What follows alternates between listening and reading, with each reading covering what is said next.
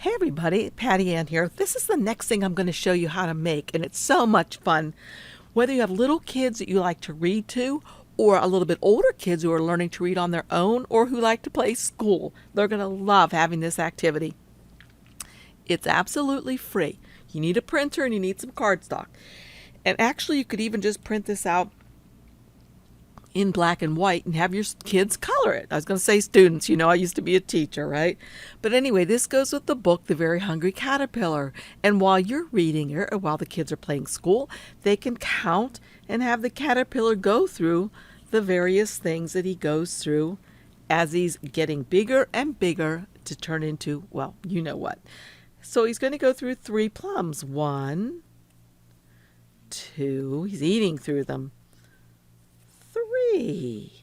And he's going to eat through the strawberries and the oranges, the cake, the ice cream cone, the pickle, the cheese, and so on. So I hope you'll join me. This is a fun activity. You can just print it out and cut it with scissors, or if you have a cutting machine, I'm going to show you how to add the nice white offset on it and have the center cut out automatically for you. Okay, up on my screen you can see everything that I've already done. I just messed up though, and I forgot to do one of the pairs. So I'm going to show you just the pair, and that'll give you the idea of the whole thing. So you'll use the link below that I have. It's a free link of things you can get. It's for the Very Hungry Caterpillar book. But honestly, this technique can be used for many, many things that you'll be discovering along the way. So as you can see, I'm using Silhouette software. That's what I always use for my Silhouette machine and my Cricut machine. Okay, so the first thing I would do is just go ahead, and actually it's going to open up a new page in a minute because I'm going to go to File, Open, and what you will get when you go to that free site is a PDF that looks just like this. It says Caterpillar. When I double click on that, look what it does. Opens up this box for me right here. Now I forgot my own technique and my own teaching for about a half an hour today, and I was driving myself totally up the wall because I couldn't remember how to get this to work right, and it would not work right. I'm going to show you first what it did. So I'm going to leave this just as it is and say import, and it's going to bring it into a new page. It looks fabulous, right? And you would think that the next thing I have to do is just come over here to the trace panel. It looks like a piece of toast or a butterfly, and click on that. Then click on select the trace area, and I'm just going to trace it. And I'm going to up the threshold, and all the way. I'm going to say trace and detach because these are going to be print thin cuts. So I'll trace and detach. Okay. Now watch what happens to both the pears and to my little caterpillar.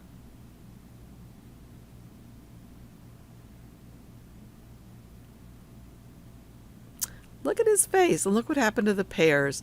And I must have done this about 5 times. So remember, if you start having black pieces that aren't supposed to be there, you probably did the same thing that I just did. Here's what I should have done. I should have said File, Open, go to that same PDF file and double click on it, and there it is. This time what I should have done, don't forget this part now, come over here and to say Import as Image. You do not want to import it as a vector. Import it as an image, and usually I will up my dots per inch or my DPI to 300. Okay, and I need to do one more pair because, as I said, I forgot one of them. So if it wasn't on this page, I could scroll through and see the other pages of images that comes with this PDF. But as I said, I need the pair, so I'm going to go back to that page. Import as image, 300 DPI, say import. And now check this out. This time when I come over here to the trace button, trace panel, and say select the trace area, and I trace all of this stuff, and I up the threshold over here again, and I say trace and detach. Watch my caterpillar and my pear this time. Perfect, right? So I could just move this piece out of the way. I don't need it. Delete. And now I'm ready to go. So the only thing that I need to do now is one pair. So I'm going to move these guys out of the way. The first thing that I did, and look at this, I want you to see this circle? It's not transparent. That means it's not going to cut right, I don't believe. So what I'm going to do is, actually it probably would cut right, but this is the way I did it until just this very second. I thought of something else, but let's go with the way I went originally. So what I did was this. I came to him and I wanted to put a nice offset around him. So I came over to the offset panel, which is the star that looks like a little offset on it, and just said offset. Left it exactly the way it is. I just left it at the default. Came up here to the upper left hand corner and changed it to white. Okay, now for you Cricut people, here's something important you have to do. When you're here, you see that red line around this. When you are here, you need to change that red line by coming right up here. Very important, right here. Change it to about the 1, 2, 3rd gray in. So it's a gray color. Okay? Make sure you do that or it won't work for you over in Cricut. Then I'm just going to grab all this stuff and group it. Right click. Oops. Something's wrong. Going to right click and group. Okay. Next thing I'm going to do is I'm going to get rid of this hole. So what I did was I came over to this shape here and held down my shift key and drew a circle that I thought was about the size I needed, maybe a little bigger, like that. Then I come over here to the little paint palette thing, click on that because that allows me to make the color of whatever is selected a little more translucent. I'm changing the transparency of it. I'm going to be able to see through it. See how I'm changing that? Look at it. So now I can see exactly what size I should make it. I'm going to put it over top of that and move it in just a little, ever so slightly. And then the nice thing about this program is you can use your arrow keys on your keyboard because they're really, really fine increments that it sends your image in. In Design Space, if you hit the little arrow keys, it moves it quite a big smidgen. This is just a little tiny hair. So if I needed to move it, watch it going. So you can barely even see it moving, right? Okay, so that's good, just like that. Now, what I would probably do is right now hold down my Alt key and drag another one of these off and make a bunch of them. That's what I did originally when I was making these. Now what I'm going to do is I'm going to go ahead and grab these two. All I have to do is come over here to the Modify panel and click on that and click on the word Subtract. So again, now I'm going to have to group this again because I acted upon it and these things are separate again. Watch, I can move that right off the offset. So I don't want it like that. I want it to stay exactly where it was. So now I'm going to, take just these two and group them again. Okay, so this would be a print then cut. So what I would do in Silhouette is come up here and turn on my registration marks. And I would also come back to the page setup because I'm probably going to use a smaller piece of paper. So my media size would be probably letter, 8.5 by 11, like that. All right. So once you get done with all of these, then the other thing that you can do is make another one of these that doesn't have to be a print and cut, just on plain white paper, okay? But what I'm going to do is I'm going to sneak right here because I'm missing a pair. Hopefully this won't confuse you. I'm just going to hold down my Alt key and drag another one over. And then what I'm going to do is I'm going to ungroup this because I don't need this piece right here, right? I'm just going to actually totally delete it. Because what I have now is I have one pair that has a nice offset and I have this piece that's going to cut out and it's going to be the extra piece I can glue onto this one, okay? So it's going to be a print then cut, but honestly nothing's going to print because white ink doesn't print. So what's going to happen when I bring it over to my machine, it's just going to cut because it knows that's there. Now I do want to put on my cut borders to make sure nothing's going outside of it, and I did that by toggling this check mark right here. And so this is ready to go. So now what I'm going to do is I am just going to go ahead and send this Oh, no, I'm not. What did I forget? I have to print it first. Let me go to print. There it is. Now remember, you can't see this other one right here, but we know it's there. Print. But while that's printing, let me show you now for Cricut. I can just go ahead and select both of these. Oh, I don't want to move them though. Can't move them because my machine's going to know exactly where they are. So I'm going to grab them both and go File, Save Selection, Save to the hard drive, and I'll just name this Pair for Cricut, and I'm going to save it as a JPEG. Now I can do that if I have the business edition of this software. If you can't see when you put this drop down menu down that there's a lot of options here, that means you don't have the business edition, and you need to grab that because there's so much you can do with it. It's a one-time fee and you're done. I have links for it down below if you're interested.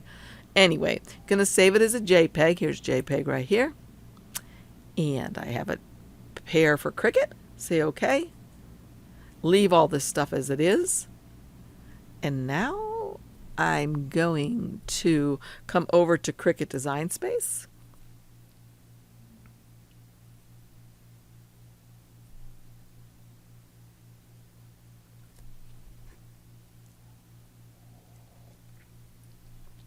And bring this up bigger. Make a new project. Upload an image, browse, Pair for Cricut, open, and there it is, just like that. I'm going to say complex, continue. Remember, we like to get this tool, and I've taught before many times, you want to come to the advanced option and try the number 8 here for tolerance rather than 16 and see if that works. When you click, is it leaving the nice white offset around? It certainly is. Now remember, we want this middle part cut out too. So that's it. I would just go continue, save, and then insert these.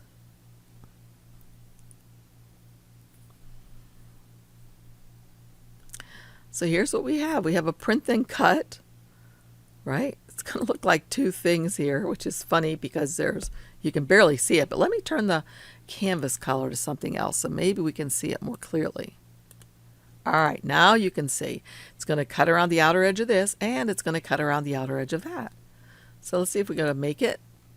And there it is. Both of them are going to print after you send them to your printer. Then when you put it in your Cricut machine, they're going to both cut out, and then you can put them side by side like I'm going to show you now. So follow me to the ones that I'm doing right now. Okay, as you'll recall, I have the two pairs here that I've already printed. Now I'm going to send them. Notice this, be really careful if you're using the Cameo. Look at all these red lines. Those red lines indicate where it's going to cut. So it's going to cut the outside of the offset and then on the inside of the offset. That's not what you want. You want to grab both of these things by drawing a box around them, come over here and have it say cut edge. And then that's just going to cut the outer edge of the whole thing and the circle out. So that's where I am right now. I'm going to go ahead and say send. Let me make sure I like to change my things. Whoopsie here a little bit. About like that. And this will depend on your own personal machine, what you'll set yours on. I'm going to say send. Yes, and I'll be right back. So while that's working, hopefully you'll be able to hear me well. What I would really have done ordinarily is this. Let me go back to this page that has more things on it. Okay, like this. When I was using that long mat, let me change this back. Let's see, Cameo. And my media was going to be, we'll just say it's 12 by 24, although it wasn't. All right, let's say I did this. Let me put my registration marks on it. There they are. Say I cut this. I went ahead and said send. And there it is. It's cutting exactly what I wanted to. After I was done. Oh, wait. But first, before I would do that, of course, I would have to print it on my printer, right? So let me explain that again. Here is this ready to be printed.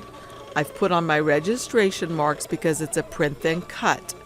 And then I will go file and print, right? And that would print, and then I'd bring it over and put it on a real mat and send it to my Cameo just like that. Now, to make the plain blank one, what I do is this. I use the same exact images. I turn off my registration marks.